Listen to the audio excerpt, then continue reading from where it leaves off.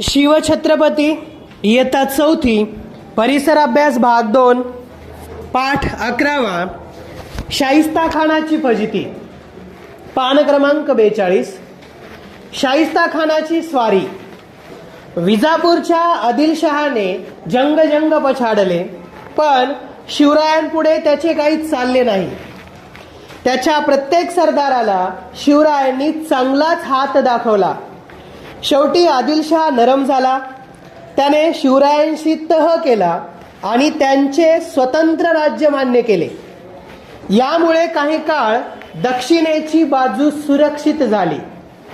मग शिवराय उत्तरेतील मुघलांकडे वळले। मुघलांच्या स्वाऱ्यांनी महाराष्ट्राची धूळदाण उडाली होती।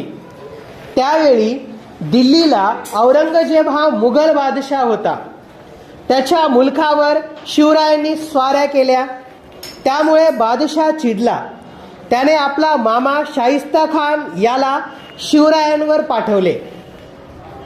तो पुण्यावर चालून आला। त्याच्याबरोबर पाऊण लाख सैन्य होते। शेकडो हत्ती, उंट आणि तोफा होत्या। शिरवळ, शिवापूर, सासवड अशी गावे घेत घेत शाहिस्ताखान आला। त्याने पुरंदर किल्ल्याला वेढा दिला।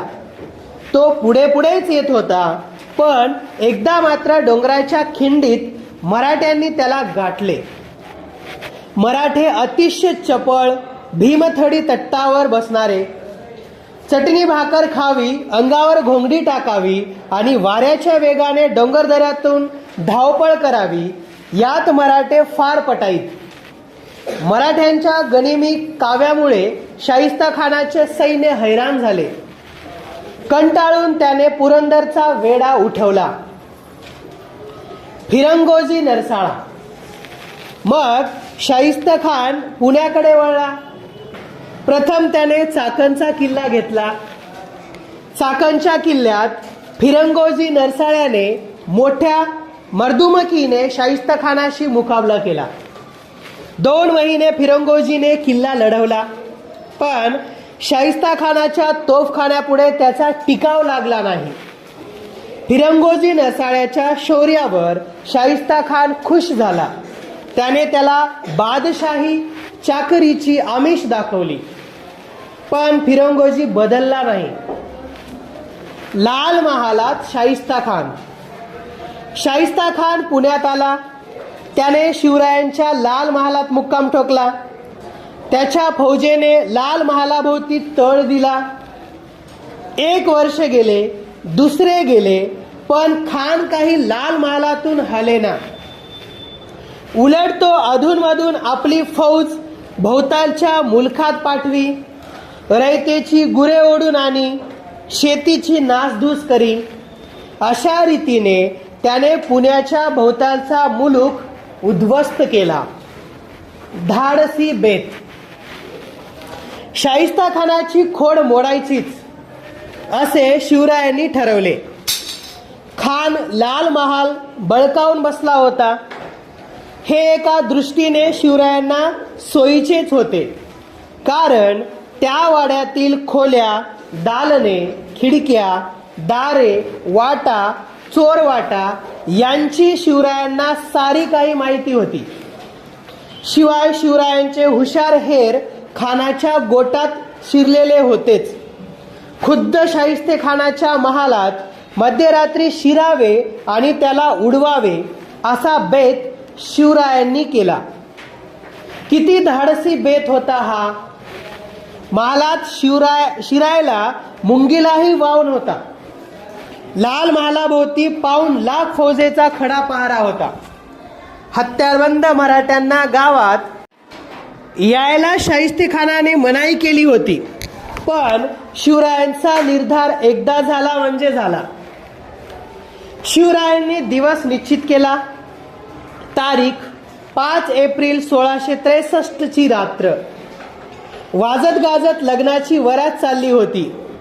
पुढे चंद्रज्योती जळत होत्या। शेकडो स्त्री पुरुष नटून थटून चालले होते। कोणी पालख्यांत, कोणी मेनात, तर कोणी पायी। शिवराय आपली माणसे घेऊन त्या वरातीत शिरले होते। वरात पुढे निघून गेली.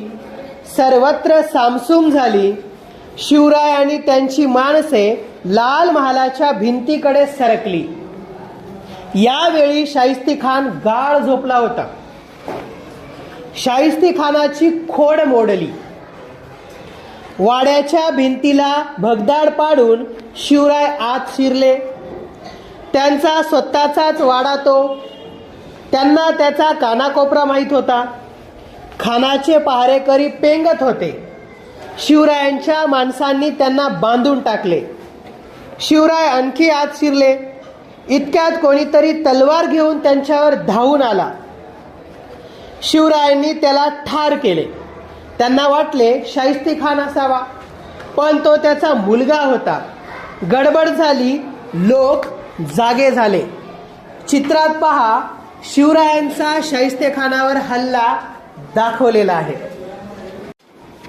शिवराय थेट खानाच्या झोपण्याच्या महालात गेले. त्यांनी समशेर उपसली. शाहिस्तेखान घाबरला. सैतान सैतान म्हणून ओरडत खिडकी वाटे पळू लागला. शिवराय त्याच्या मागोमाग धावले. शाहिस्तेखान खिडकी वाटे बाहेर उडी टाकणार तोच शिवरायांनी त्याच्यावर वार केला. खानाची 3 बोटे कापली गेली. प्राणावर आले ते बोटांवर निभावले.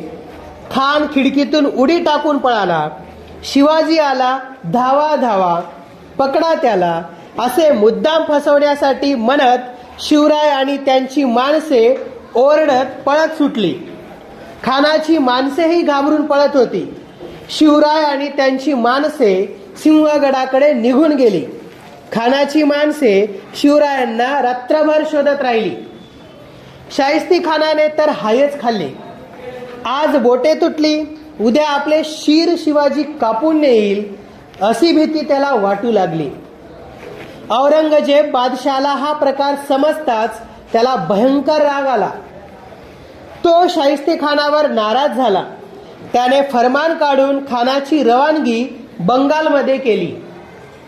मुघल सत्तेला बसलेला हा पहिला तडाखा मोठा जबरदस्त होता. शिवराय फतेह होऊन आले. तोफा उडाल्या. साऱ्या महाराष्ट्रात आनंदी आनंद झाला.